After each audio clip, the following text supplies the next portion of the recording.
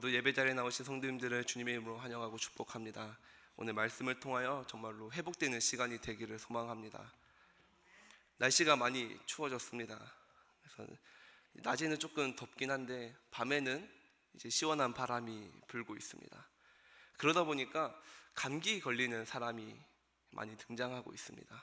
저도 지금 감기에 걸려서 목이 좀 많이 가 있는 상태인데요. 잘생긴 목소리가 조금 갈라지긴 했지만 참고하고 들으시면 될 것 같습니다. 성도님들은 공포영화 잘 보십니까? 저는 무서운 것을 굉장히 싫어합니다. 어릴 때 공포영화를 보거나 무서운 영상을 보면 꼭 그날 밤에 그 영화의 한 장면, 그 무서웠던 장면이 꿈에 나오게 되더라고요. 그래서 그것이 악몽이 되고, 그래서 무서운 것을 실수로 보는 날은 잠자는 것을 그렇게 무서워했습니다. 저희 집은 저는 아파트에 지금 살고 있는데 복도형 아파트에 살고 있습니다. 저희 집은 그 중에서도 맨 끝에 살고 있는데 저희 아파트만 그런 건지 밤이 되면 그 긴 복도에 불이 하나 둘만 켜집니다. 굉장히 어둡습니다. 근데 그마저도 밤 10시, 11시가 되면 그 불이 전부 다 꺼집니다. 그러면 보이는 것은 저 멀리 끝에 보이는 그 소방전, 그 빨간 불 딱 하나만 보입니다. 초등학생인 나이에 저는 그것을 굉장히 두려워했습니다. 왼쪽 벽은 불이 다 꺼져 있는 집들, 오른쪽 벽은 창문. 그 창문을 보게 되면 뭔가 귀신이 저를 쳐다보는 것 같은 그 무서운 기분이 좀 들더라고요. 그래서 그 양옆을 저는 절대로 쳐다보지 않았습니다. 그리고 저는 뒤를 절대 보지 않았어요. 뭔가 뒤를 보면 뭔가 귀신이 서 있을 것 같은 그 무서운 기분이 들어서 저는 앞만 바라보며 걸어갔습니다. 그 초등학교 그 어린 나이에 그 복도를 지난다는 것은 저에게 굉장히 어려운 일이었죠. 그래서 그 무서운 마음에 그 길을 지날 때면 저는 울먹거리는 목소리로 찬송가 내게 강 같은 평화를 외치면서 크게 부르며 그 집이 다 떠나가라 크게 부르며 뛰어가는 것이 저의 일상이었습니다. 근데 제가 유일하게 그 복도를 당당하게 걸어갈 수 있는 그 때가 있는데 그때가 언제냐? 부모님과 함께 갈 때입니다. 그때만큼은 세상 누구보다 제일 당당하게 앞장서서 걸어갈 수 있습니다. 누가 내 뒤에 있기 때문입니까? 부모님이 저와 함께 있기 때문이죠. 부모님이 나를 지켜주는 그 부모님이 나와 함께 있기 때문에 그 양옆에 있는 창문을 보더라도 그 뒤를 보더라도 귀신이 나타나지 않는다. 그런 안전한, 좀 안심하고 그 길을 저는 걸어갈 수 있었습니다. 오늘 이 말씀을 통해서 우리를 지켜주시는 그 주님의 말씀을 듣고 집중해서 살아가는 시간이 되기를 소망합니다. 오늘 본문은 오병이어 이적 이후의 사건을 보여줍니다. 오늘 말씀은 참 간단합니다. 기도로 시작해 기도로 끝나는 말씀입니다.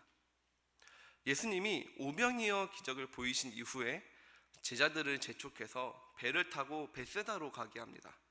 그리고 그 무리들, 오병이어를 통해서 모인 그 무리들을 해산시키고 혼자 기도하러 산으로 떠납니다. 오병이어의 이적, 기독교 물품 중에요 나눔 카드라는 것이 있습니다. 기회가 된다면 나중에 셀 모임 때 한번 해보시는 것을 추천드리는데 이 나눔 카드에는 여러 가지 질문들이 적혀 있어요. 이제 카드를 뽑고 그 질문지를 보면서 답변을 하고 나눔을 하는 형식인데 그 한 카드에 이런 질문이 있었습니다. 내가 만약에 성경 안으로 들어간다면 어느 사건으로 들어가고 싶나요? 어느 말씀으로 들어가고 싶나요? 그 질문을 보고 어떤 한 친구가 이런 대답을 했습니다. 난 오병이어를 한번 직접 보고 싶어. 그 오병이어 사건을 한번 내가 내 눈으로 직접 본다면 얼마나 놀라울까. 정말 그 말처럼 그 이적을 눈으로 본 사람은 예수님을 따를 수밖에 없을 겁니다. 그 이적을 한 번 더 보기 위해서 더 많은 사람들이 예수님을 따를 겁니다. 오병이어 이적은 예수님의 무리를 모을 수 있는 보증수표인 거죠. 하지만 예수님은 그 이적을 보기 위해 또 그 이적을 경험한 사람들을 전부 다 흩어지게 하고 홀로 기도의 자리에 나아갑니다. 예수님은 사람들이 이적을 보는 것이 목표가 아니라 하나님 보기를 원하셨습니다. 환호받는 이적보다 묵묵히 서는 기도를 원하셨습니다. 하지만 사람들은 이적을 보길 원했고 예수님을 왕으로 세우려 하자 그 무리를 흩어지게 하고 홀로 기도의 자리에 나아간 것이죠. 날이 저물고 제자들의 배는 바다 한가운데 있습니다. 그런데 갑자기 바다가 출렁거리기 시작하죠. 바람이 불고 풍랑이 찾아오게 됩니다. 제자들은 노를 저으면서 그 풍랑을 이겨내려고 합니다. 그리고 그 풍랑을 버티고 있을 때 예수님이 제자들이 힘겹게 그 노를 젓고 있는, 그 바람에 맞서고 있는 모습을 보게 됩니다. 예수님이 제자들을 봤다. 그 풍랑 이겨내고 있는 것을 봤다. 그것은 마치 우리가 세상에서 풍랑에 힘겨워하는 것을 하나님이 하늘에서 우리를 보신다는 것과 같은 이야기입니다. 하지만 예수님은 그것에 끝나지 않고 우리의 모습을 지켜만 보는 것이 아니라 우리와 동행하기 위해, 우리와 함께하기 위해 그 자리로 오십니다. 그런데 제자들은 예수님을 보지 못했습니다. 예수님은 제자들을 보고 있었지만 제자들은 예수님을 바라보지 않았습니다. 그저 폭풍 속에서 살아남기 위한 그 발버둥을 치고 있었을 뿐입니다. 그런데 여기서 더 가관인 장면이 등장하는데요.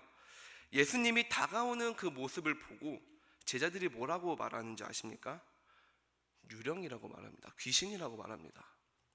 우리 49절 말씀을 함께 읽어보길 소망하는데요. 우리 49절 말씀 함께 읽어봅시다. 시작. 제자들이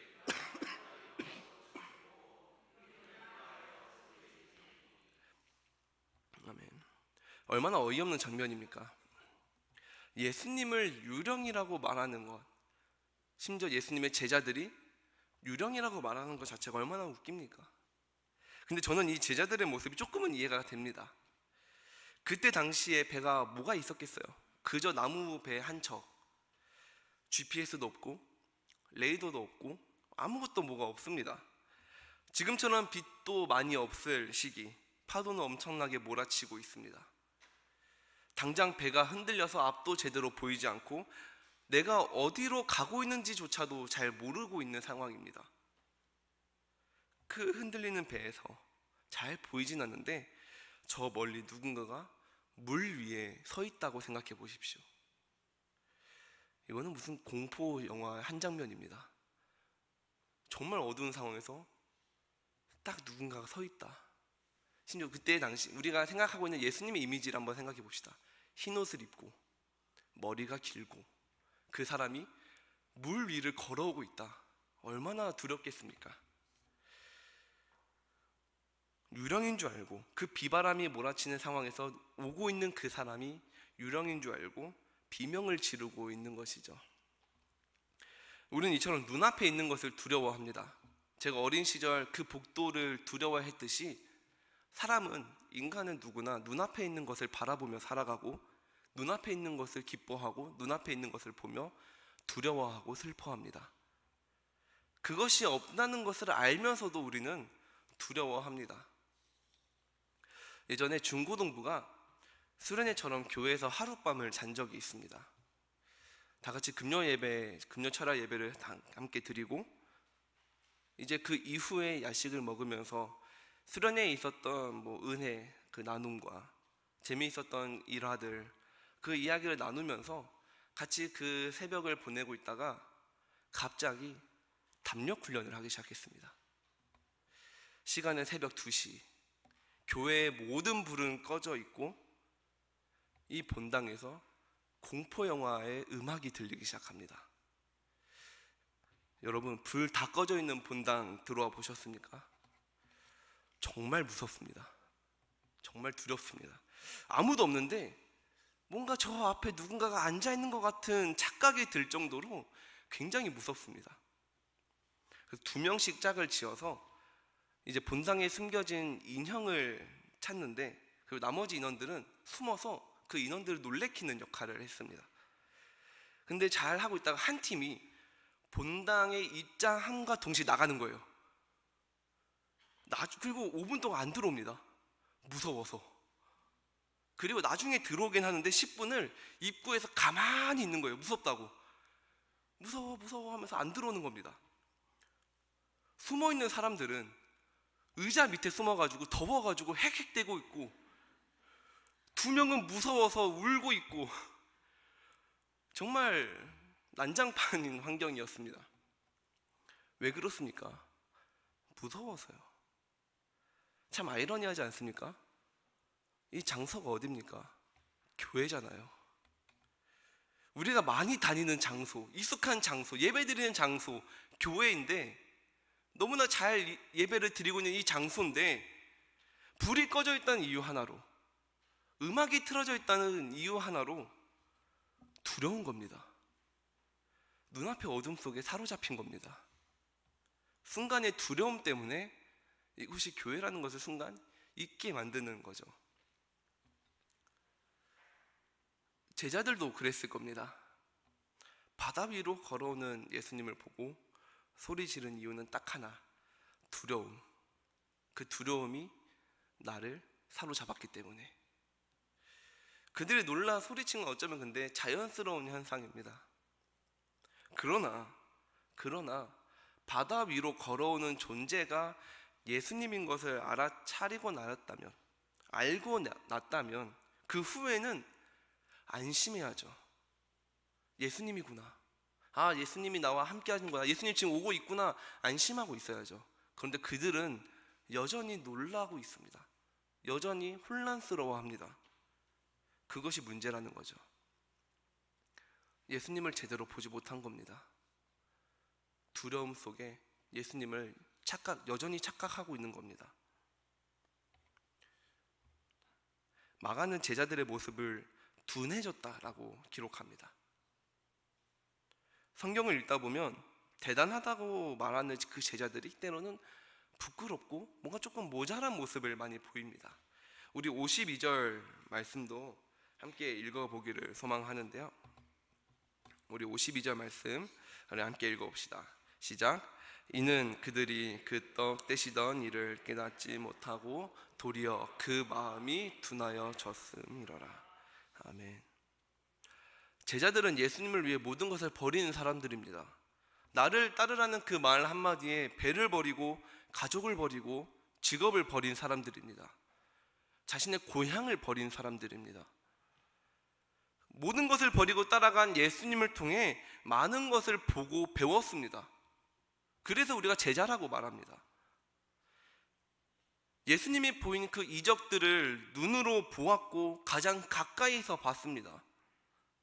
당장 오병이어의 그 이적을 눈으로 본 지 하루도 채 되지 않았습니다. 그런데 왜 예수님을 제대로 보지 못했는가? 왜 예수님을 보고도 여전히 두려워했는가? 마음이 둔하여졌기 때문에, 여전히 두려움 속에 살고 있는 것입니다. 사랑하는 여러분, 그래서 기도가 중요한 겁니다. 기도는 주님과 접촉하는 길입니다. 주님과 연결되며 살아가는 방법입니다. 성도가 이 세상에서 살아갈 때 하나님께 붙어있는 방법은 기도밖에 없습니다. 우리 함께 따라해 봅시다. 하나님께 붙들려 있는 삶. 왜 주님께 붙어 있어야 하는가? 왜 주님께 붙들려 있어야 하는가? 우리는 스스로 열매를 맺을 수 없기 때문입니다. 우리는 스스로 살아갈 수 없는 존재이기 때문입니다. 우리 요한복음 15장 6절 말씀도 함께 읽어보길 소망합니다. 우리 요한복음 15장 6절 함께 읽어봅시다. 시작. 나는 포도나무요 사람이 열매를 많이 맺나니 나를 떠나서는 너희가 아무것도. 주님과 함께하지 않는 삶은 생명에서 끊어진 삶입니다. 당장은 잘 살고 있는 것 같아도 지금 당장은 주님 없어도 잘 살고 있는 것 같지만 그 안을 보면 그 영이 메마르게 되어 있습니다. 우리는 주님과 함께하는 삶을 살아야 하고 생명으로 나아가야 하는 존재입니다. 우리는 주님 없으면 살아갈 수 없는 존재임을 기억해야 합니다. 우리는 주님의 말씀 없이는, 주님께서 주시는 힘과 지혜 없이는 하루도 살아갈 수 없는 존재임을 기억해야 합니다. 예수님의 제자들이 두려워하는 모습을 보면서 오늘 말씀에서 정확히 딱 한마디 하십니다. 안심하라, 안심하라, 내니 두려워하지 말라. 안심하라, 나다, 두려워하지 말라. 그리고 배 위를 오르자 당장이라도 우리를 잡아먹을 것 같았던 그 폭풍이, 그 바람이 잠잠해집니다. 사랑하는 여러분, 마찬가지로 내 안에 하나님이 함께 하신다면 그 문제는 별게 아닙니다. 하나님이 인생이라는, 내 인생이라는 그 배 위에 오르신다면 그 문제는 언제 그랬냐는 듯이 말끔하게 해결됩니다. 하나님이 나와 함께 하신다면 우리가 지금까지 고민하고 끙끙 앓고 있었던 그 모든 것들이 전부 다 해결받게 됩니다. 하지만 기도하지 않으면, 계속해서 말하면 우리의 마음은 둔해집니다. 제대로 보지 못합니다. 오늘 말씀을 통해서 하나님만 바라보며 기도하는 한 사람이 되기를 소망합니다. 그렇다면 예수님을 제대로 보기 위해서 우리는 어떻게 살아야 하는가? 다시 한번 우리가 따라해 봅시다. 기도로 충전합시다.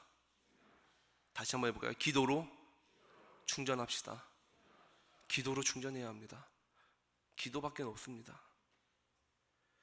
우리에게 있어서 꼭 필요한 물품을 말해보라고 하면 이 핸드폰이 빠지지 않습니다.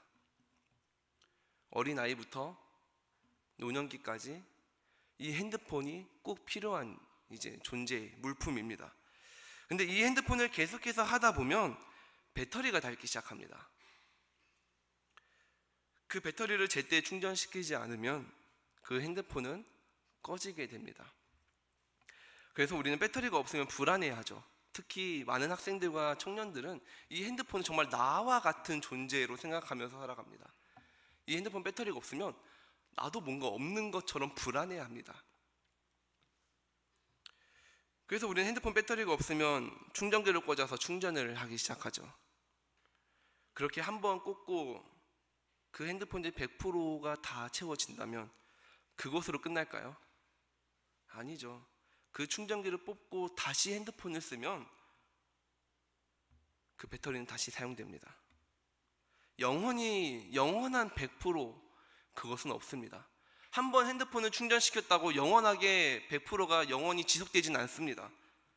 사용하면 할수록 빠르게 소모되는 것이 배터리입니다.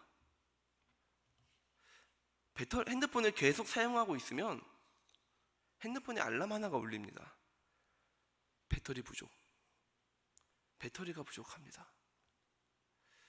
저는 이 메시지가 오늘 주님이 우리에게 하시는 말씀 같아요. 기도 부족. 기도가 부족합니다. 우리의 기도 생활은 어떻습니까? 우리는 기도에 간절합니까? 한 번만 기도하고 그 기도가 끝인 것처럼 살고 있지는 않습니까? 기도 한 번 하고 다시 한 번 내 인생의 주인공처럼 살고 있지는 않습니까? 하나님의 뜻을 구하는 기도가 아니라 그저 내 욕심인 기도 한 번 하고 다시 한 번 내 삶을 살고 있지는 않습니까? 우리는 핸드폰 배터리는 그렇게 관심 쓰고 신경을 쓰면서 우리 인생의 그 기도 배터리는 신경 쓰지 않습니다. 무관심합니다.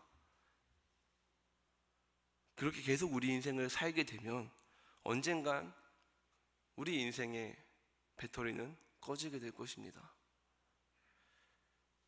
우리는 계속해서 기도로 우리 삶을 충전해야 합니다. 한 번만 기도하면서 한 번만 예배드리면서 그 예배가 끝인 것처럼 살아가는 것이 아니라 정말로 매일매일 그 기도로, 말씀으로, 예배로 충전받는 것이 우리 삶입니다. 충전하려면 충전기를 찾아 꽂아 넣듯이 우리는 말씀 앞에 서서 말씀으로 충전받아야 합니다. 예배 자리에 서서 하나님께 충전받아야 합니다. 매일매일 살아가는 힘을 주님께 구해야 합니다. 매일 하나님을 부르짖어야 합니다. 필요할 때만 하나님을 찾는 것이 아니라 우리 매일의 삶이 하나님을 찾아야 합니다. 그것이 자녀의 삶입니다. 그것이 하나님을 믿는 그리스도인의 자세입니다. 성경은 기도를 계속해서 강조합니다. 골로새서 4장 2절 말씀입니다. 기도를 계속하고 기도에 감사함으로 깨어있으라. 우리 함께 이 말씀 다시 한번 읽어봅시다. 시작. 기도를 계속하고 기도에 감사함으로 깨어있으라. 기도에 감사함으로 깨어있으라는 겁니다. 많은 기독교인들이 응답에만 관심을 가집니다. 기도가 언제 응답될지 관심을 가집니다. 이때쯤에 응답이 돼야 되는데, 이 시기엔 응답이 돼야 되는데 초조해야 합니다. 하지만 하나님은 관계에 관심을 두십니다. 그래서 오늘 말씀 50절을 보면 배에 오르시기 전에 나니 두려워하지 말라. 제자들을 먼저 안심시킵니다. 그런데 제자들을 보십시오. 그 말에 안심하지 않고 51절에 예수님이 배에 오르자 바람이 그치는 그 모습을 보면서 놀라워합니다. 바람이 그쳐야만 두려워하지 않습니다. 응답이 돼야만 안심합니다. 그리고 나서 마태복음에서는 이렇게 말하고 있습니다. 우리 마태복음 14장 33절 말씀도 함께 읽어봅시다. 시작. 배에 있는 사람들이 예수께 절하며 이르되 진실로 하나님의 아들이로소이다 하더라. 바람이 그치는 그 기적을 보고 나서야 하나님의 아들이라고 말합니다. 예수님이 기적을 보여야만 하나님의 아들입니까? 아니죠. 예수님이 그 바람에 그치지 않을 때는 하나님의 아들이 아니었습니까? 아니라는 거죠. 언제나 예수님은 하나님의 아들이었습니다. 근데 우리도 그러고 있지 않습니까? 우리의 기도가 응답돼야지만 하나님이 살아계십니까? 우리의 기도가 응답돼야지만 우리는 안심하고 있습니까? 응답에만 관심을 가지고 응답만 바라보며 살고 있지는 않습니까? 이제는 그 관점을 바꿔야 합니다. 이제는 그 시선을 바꿔야 합니다. 제자들은 파도의 시선을 두고 두려움의 관점을 두었습니다. 하지만 우리는 우리를 덮치는 그 파도가 아니라 잠잠케 하시는 주님을 바라보아야 합니다. 코로나 때 불과 이제 2, 3년밖에 되지 않았는데 코로나 때 우리는 교회에 오는 것을 갈망했습니다. 교회에 오지 못했을 때, 온라인 예배가 시작되었을 때 우리는 교회에 오는 것을 그렇게 갈망했습니다. 함께 모여 기도하기를 소망했습니다. 마스크 없이 큰 소리로 찬양하기를, 그 날이 오기를 기도했습니다. 우리의 시선이 교회와 말씀과 회복에 집중되어 있었습니다. 그런데 지금은 어떻습니까? 지금은 우리 어떻습니까? 그 갈망이 지금도 있습니까? 지금도 함께 모여 힘쓰기를 소망하고 있습니까? 지금도 그 말씀을 붙잡으며 함께 모이기를 힘쓰며 기도하고 찬양하는 것에 집중하고 있습니까?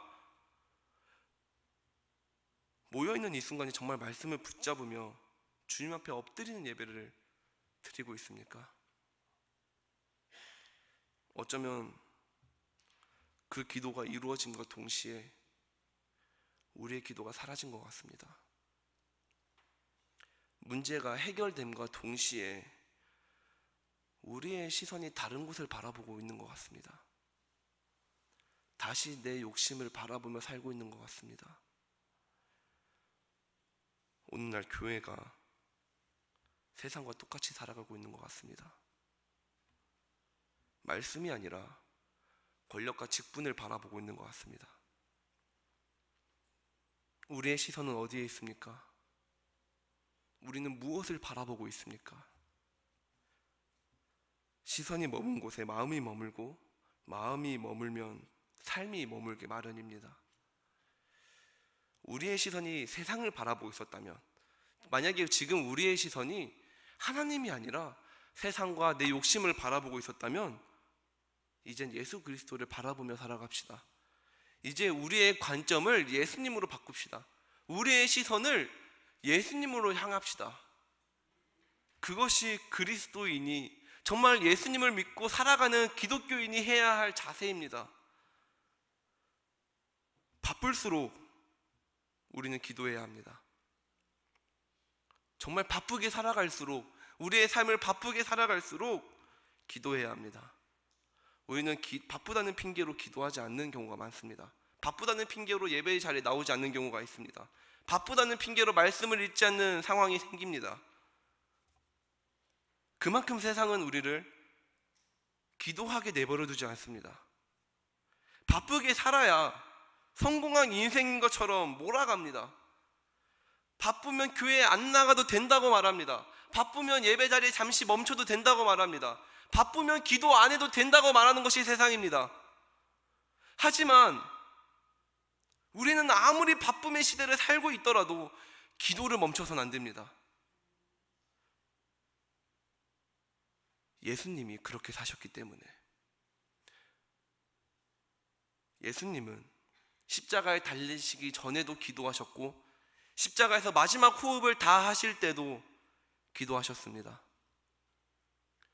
우리도 그래야 되지 않겠습니까? 우리도 하나님 말씀을 붙잡으며 살아야 되지 않겠습니까? 제자들은 두려움에 시선을 달리하고 두려움에 예수님을 보지 못합니다. 예수님 눈앞에 있는데도. 우리는 그러지 맙시다. 우리는 예수님만 바라보며 살아갑시다. 우리의 모든 시선을 주님께만 집중하며 살아갑시다. 예레미야 29장 12절 13절 말씀을 우리가 함께 읽으면서 말씀을 마치고자 합니다. 우리 예레미야 29장 12절 13절 함께 읽어봅시다. 시작. 너희가 내게 부르짖으며 기도를 들을 것이요, 너희가 온 마음으로 나를 구하면 나를 찾을 것이요, 나를 만나리라. 아멘. 기도가 계속되고 있다면 우리의 삶은 멈춘 것이 아닙니다. 두려움의 마음이 둔해져 하나님을 찾지 않는 것이 아니라 먼저 기도하는 한 사람이 되기를 소망합니다. 문제 앞에서, 두려움 앞에서, 걱정 앞에서 그것을 먼저 직면하는 것이 아니라 하나님을 먼저 바라봅시다. 말씀을 정리합니다. 사랑하는 성도 여러분, 우리는 살면서 두려움 앞에 섭니다. 그 폭풍 속을 뚫고 지나가야 하는 어려움이 생깁니다. 그것이 육신을 아프게 하는 질병일 수도 있고, 경제적인 타격, 가정의 아픔 등 마음을 힘들게 하는 사건일 수도 있습니다. 하지만 오늘 말씀에서 주님이 우리에게 하신 말씀을 기억합시다. 안심하라, 내니 두려워하지 말라. 나다, 두려워하지 말라. 내가 지금 너에게 가고 있다. 너 혼자 그 폭풍을 뚫고 지나가는 것이 아니라 내가 너와 함께하고 있다. 그러니 안심하라, 두려워하지 말라. 그리고 인생이라는 배 위에 주님께서 오르실 때 우리의 모든 문제의 폭풍이 그 즉시 잠잠해질 것입니다. 예레미야 33장 3절은 말합니다. 너는 내게 부르짖으라. 내가 내게 응답하겠고 내가 알지 못하는 크고 은밀한 일을 내게 보이리라. 오늘 이 시간 함께 부르짖읍시다. 오늘 이 시간 주님만 붙잡으며 주님께 간절히 부르짖읍시다. 나의 기도하는 것보다 더 응답하실 그 주님을 의지합시다. 우리의 기도가 내 욕심, 가정의 욕심이 아니라 하나님께 모든 영광과 존귀, 찬양, 경배를 올려드리는 기도가 되기를 소망합니다. 오늘 이 시간 주님을 온전히 찾으며 기도를 멈추지 않고 살아가는 저와 로뎀교회 성도님들 되시기를 주님의 이름으로 소망합니다.